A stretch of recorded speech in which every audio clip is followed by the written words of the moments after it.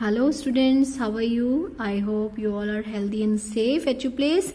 Yes students, आज हम पढ़ेंगे आपकी बुक कृतिका से चैप्टर नंबर 2 जिसका नाम है जॉर्ज पंचम की नाक और इसको लिखा है लेखक कमलेश्वर ने। ओके, ये एक व्यंग्यात्मक स्टोरी है, व्यंग्य किया गया है भारत के नेताओं पर, भारत की राजनीतिक व्यवस्था पर, भारत के लोगों पर भी किया गया है और साथ ही साथ ये बताया गया है कि जो भारत के लोग हैं वो अभी भी कैसे ब्रिटिश के तले दबे हुए हैं। ब्रिटिश लोगों ने कैसे उन पर ऐसा सिस्टम चलाया था कि वो लोग शारीरिक रूप से नहीं, मानसिक रूप से भी उनके अंडर आ गए थे, उनके दास बन गए थे, गुलाम बन गए थे। तो इस कहानी में क्या है, जॉर्ज पंचम जो एक बड़े लाट साहब थे यहाँ के, उनकी एक मूर्ति होती है, मूर्ति को लाट भी बोला जाता है। तो रानी एलिजाबेथ ने, इंग्लैंड की रानी एलिजाबेथ द्वितीय ने भारत आना था, तो अखबारों में भी उसकी चर्चा हो रही थी और लोग वेट कर रहे थे उसका आने का। तो अचानक पता चलता है कि जॉर्ज पंचम की मूर्ति की नाक गायब हो गई है। तो इस नाक को लेकर पूरा ये पाठ लिखा गया है और कैसी होच पोच होती है, कैसे लोग उसको जोड़ने का प्रयास करते हैं, ये सब हम पढ़ेंगे। तो काफी इंटरेस्टिंग सी स्टोरी है। स्टार्ट करते हैं हम इसको। जॉर्ज पंचम की नाक। यह बात उस समय की है जब इंग्लैंड की रानी एलिजाबेथ द्वितीय मई अपने पति के हिंदुस्तान पधारने वाली थी। अखबारों में उनकी चर्चा हो रही थी। रोज लंदन के अखबारों से खबरें आ रही थी कि शाही दौरे के लिए कैसी कैसी तैयारियां हो रही हैं। रानी एलिजाबेथ का दर्जी परेशान था कि हिंदुस्तान, पाकिस्तान और नेपाल के दौरे पर रानी अब क्या पहनेंगी। अब रानी एलिजाबेथ ने इन तीनों देशों का दौरा करना था, दौरा मतलब टूर करना था। तो अब वो उन जगहों पर क्या क्या कपड़े पहनेंगी। अब ये इतनी बड़ी वो थी, रानी थी, तो ऑब्वियसली उनकी आउटलुक भी बहुत अच्छी होनी चाहिए, उनकी लुक वाइज वो बड़े सुंदर दिखने चाहिए। तो उनका दर्जी बड़ा परेशान था कि कैसे कपड़े उनके डिजाइन करें। उनका सेक्रेटरी और शायद जासूस भी उनके पहले ही इस महाद्वीप का तूफानी दौरा करने आने वाला था। आखिर कोई मजाक तो था नहीं, चूंकि जमाना चूंकि नया था, फौज फाटे के साथ निकलने के दिन तो बीत चुके थे, इसलिए फोटोग्राफरों की फौज तैयार हो रही थी कि फौज तो लेके जा नहीं सकते थे, अब तो जमाना और था, तब फोटोग्राफरों की फौज तैयार हो रही थी।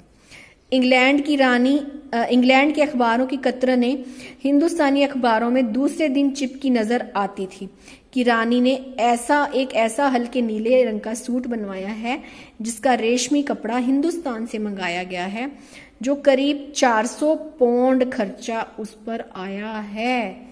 400 पौंड बहुत बड़ी चीज मानी जाती थी उस समय में। रानी एलिजाबेथ की जन्म पत्री भी छपी, प्रिंस फिलिप के कारनामे छपे और तो और उनके नौकरों, बावर्चियों, खानसामों, अंगरक्षकों की पूरी जीवनियां देखने में आई।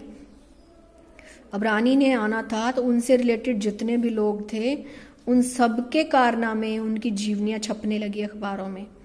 शाही महल में रहने और पलने वाले कुत्तों तक की तस्वीरें अखबार में छप गई।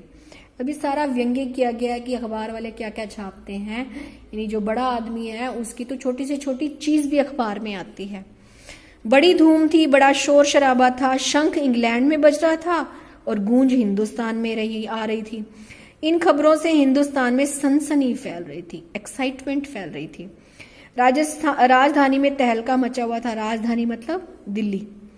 जो रानी 5,000 रुपए का रेशमी सूट पहनकर पालम के हवाई अड्डे पर उतरेगी, उसके लिए कुछ तो होना चाहिए। कुछ क्या, बहुत कुछ होना चाहिए।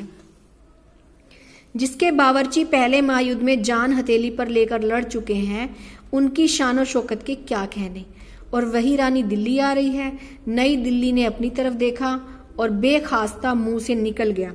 बेखास्ता मतलब अचानक ही निकल गया, स्वाभाविक था ये निकलना। वह आए हमारे घर खुदा की रहमत, कभी हम उनको कभी अपने घर को देखते हैं। ये एक शेर है, बहुत बड़े शायर ने लिखा हुआ है किसी का वेलकम करने के लिए। और देखते देखते नई दिल्ली का काया पलट होने लगा। मतलब अब दिल्ली को पता चला, दिल्ली के लोगों को पता चला कि रानी आ रही है, तो वो अपनी शान और शौकत बढ़ाने लगे। और करिश्मा तो यह था कि किसी ने किसी से नहीं कहा, किसी ने किसी को नहीं देखा, पर सड़कें जवान हो गई, बुढ़ापे की धूल साफ हो गई, इमारतों के नाजनीनों की तरह श्रृंगार किया। नाजनीन होता है एक सुंदर लड़की, जैसे युवा लड़कियां होती हैं जवान सुंदर, उसको नाजनीन बोला जाता है। लेकिन एक बड़ी मुश्किल पेश थी, वह थी जॉर्ज पंचम की नाक। नई दिल्ली में सब कुछ था, सब कुछ होता जा रहा था, सब कुछ हो जाने की उम्मीद थी, पर जॉर्ज पंचम की नाक बड़ी मुसीबत थी। नई दिल्ली में सब था, सिर्फ नाक नहीं थी। अब जॉर्ज पंचम की नाक टूट गई थी। कैसे टूटी थी, इस नाक की भी एक बड़ी लंबी दास्तान है। इस नाक के लिए बड़े तहलके मचे थे। किसी वक्त आंदोलन हुए थे, राजनीतिक पार्टियों ने प्रस्ताव पास किए थे, चंदा जमा किया था, कुछ नेताओं ने भाषण भी दिए थे, गर्मा गर्म बहसें भी हुई थी, अखबारों के पन्ने रंग गए थे। बहस इस बात पर थी कि जॉर्ज पंचम की नाक रहने दी जाए या हटा दी जाए। और जैसा कि हर राजनीतिक आंदोलन में होता है, कुछ पक्ष में थे, कुछ विपक्ष में, और ज्यादातर लोग खामोश थे। खामोश रहने वालों की ताकत दोनों तरफ थी, यानी जिस ओर पलड़ा भारी हुआ, खामोश वाले उस ओर घुस जाएंगे।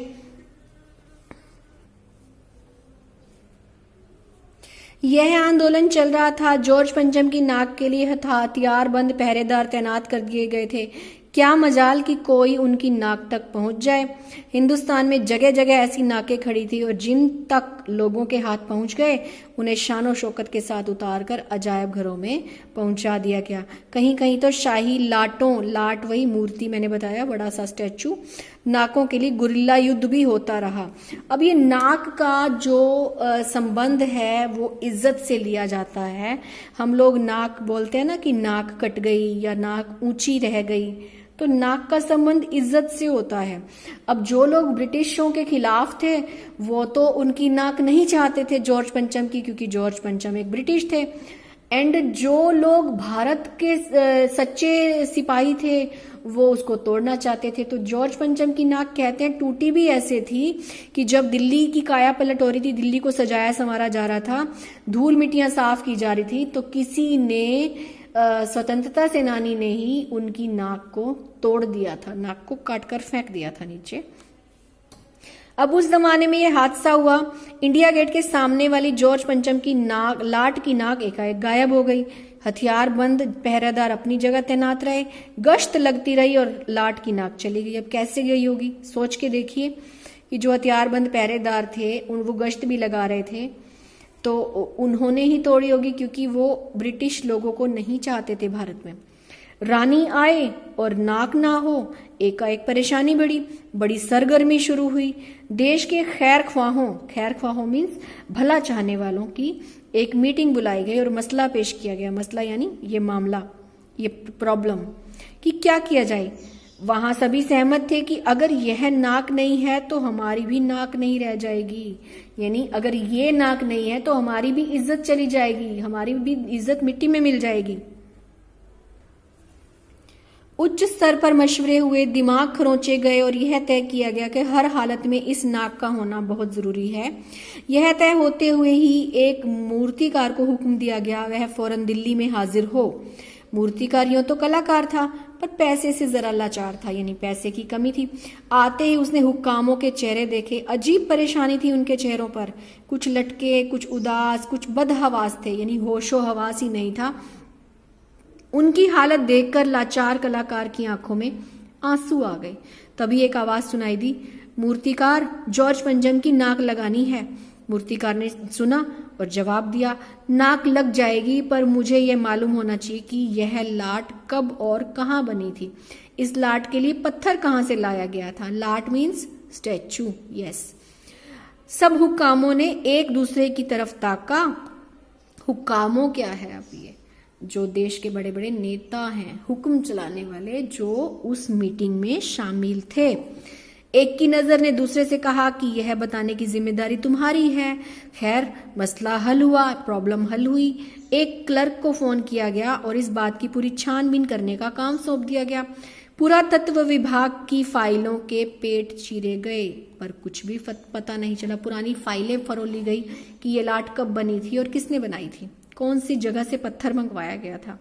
क्लर्क ने लौटकर कमेटी के सामने कांपते हुए बयान किया, सर मेरी खता माफ हो, फाइलें सब कुछ हजम कर चुकी हैं। अब इसका क्या मतलब है कि फाइलों में कुछ नहीं मिला।